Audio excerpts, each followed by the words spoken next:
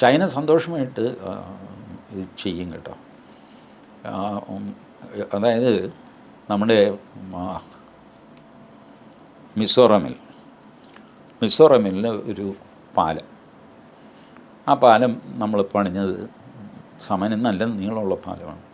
4000 കോടി ചിലവായിരുന്നു, 4000 crores. ഇതേ ഡിസ്റ്റൻസിൽ China ബംഗ്ലാദേശിലൊരു പാലം പണിഞ്ഞു കൊടുത്തു ബംഗ്ലാദേശിന്, 35,000 കോടി, 35,000 crores. ഏകദേശം ഒരേ ഏരിയ ആണല്ലോ. കോസ്റ്റ് നമ്മുടെ 4000-ൽ നിന്ന് 35,000-ലേക്ക് പോകുന്നത് എങ്ങനെയാണ്?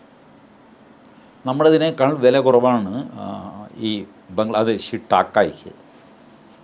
അപ്പോൾ അതിൻ്റെ പേരിൽ 4000 എന്നുള്ളത് 4500 കോടിയായെന്ന് വെച്ചു. ചൈനയ്ക്ക് കൊള്ളയടിക്കാനായിട്ടൊരു 500 കോടി ഇവിടെ വെച്ചാലും 5000 കോടി, ഇത് 35,000 കോടിയുടെ കണക്കെന്താ? ഇങ്ങനെയാണ് ചൈന ഈ ചൈനയുമായിട്ട് അലൈൻ ചെയ്ത സകലവനും പിച്ചക്കാരനായിട്ട് പോയിട്ടുണ്ട്. ഒരു മയയും ദയയും ഇല്ലാത്ത ഏർപ്പാടാണ് ചൈനയുടെ. ഇപ്പോൾ യൂനസ് എവിടെ ആത്മഹത്യ ചെയ്യണമെന്ന് അന്വേഷിച്ച് നടക്കുകയാണെങ്കിൽ നമുക്കൊന്നും ചെയ്യാൻ പറ്റില്ല.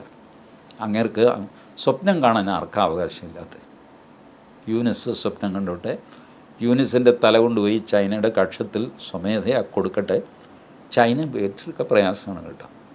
കാരണം എന്ന് ജിഹാദികൾ ബംഗ്ലാദേശിൽ അക്രമം അഴിഞ്ഞാട്ടമൊക്കെ തുടങ്ങിയോ അന്ന് ആ രാജ്യം ചൈനയുടെ ബ്ലാക്ക് ലിസ്റ്റിലേക്ക് പോയി കഴിഞ്ഞു. ചൈനയെ ശ്രദ്ധിച്ചിട്ടുണ്ട്, അവർ എന്തൊക്കെ വന്നാലും ശരി അവർ ഈ ഇസ്ലാമിക് ടെററിസ്റ്റിൽ അവർ തൊടില്ല. അവരുടെ നാട്ടിലുള്ളവൻ ശരിക്കും അടിച്ചൊതുക്കി പള്ളിയും പൊളിച്ച് പണ്ടരടയ്ക്കുന്ന ആശയമൊക്കെയാണ് വരും. സിങ്കിയാങ് മുസ്ലിംസിനെയൊക്കെ അവർ തൊടില്ല. അത് പ്രത്യേകം ശ്രദ്ധിച്ചു ചൈന, ജപ്പാൻ. ഇവരാരും ഈ ചരക്കിനെ കൊടിലുകൊണ്ട് പോലും തൊടില്ല. കാരണം അവർക്കറിയാം ഇതിൻ്റെ അപകടം എന്താണെന്ന്. അപ്പോൾ അങ്ങനെയുള്ളപ്പോൾ ചൈന ബംഗ്ലാദേശ് എന്തെങ്കിലും നക്കാപ്പിച്ച കൊടുത്തു എന്നൊക്കെ വരും. പക്ഷേ ബംഗ്ലാദേശിനെ സഹായിക്കാനോ അതിലിടപെടാനോ പിടിക്കാനോ ഒന്നും ചൈന വരില്ല. കാരണം ഈ ദുരിതം എടുത്ത് തലയിലേക്ക് എന്ത് കാര്യം?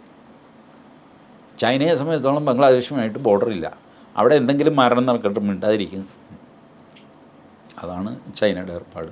പിന്നെ നമ്മളെയും ചൈനയ്ക്ക് ഒരു പേടിയൊക്കെ ഉണ്ട്. പണ്ട് 64 തോറ്റുപോയ ഇന്ത്യയൊന്നും അല്ല ഇപ്പോൾ. പ്രശ്നമാണ് ഇന്ത്യയെ തൊട്ട് കഴിഞ്ഞാൽ എന്നറിയാം. അപ്പോൾ അത് വെറുതെ യൂനിസിൻ്റെ മലർപ്പൊടിക്കാരൻ്റെ സ്വപ്നം, അത്രേ ഉള്ളൂ.